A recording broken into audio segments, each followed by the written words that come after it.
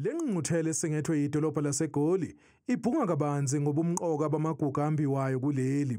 South Africa should focus on security of national supply to make sure we have enough minerals in South Africa to reopen our smelters, our furnaces, our chrome smelters that have been closed so that we can recreate South African jobs.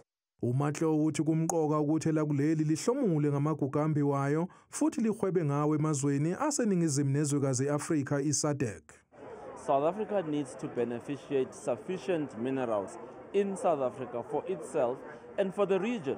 South Africa needs to supply end-use products to SADC and other parts of the continent. Imithetho elawula amagugu ambiwayo iyayenza kudlange umbiwa kwegolide ngokungemthetho.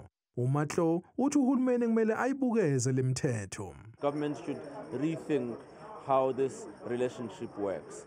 The second thing is that South Africa needs to develop junior miners. The majors, the Anglos, are global companies these days, and their focus is on maximum opportunities wherever they occur globally. What South Africa needs is to develop local champions.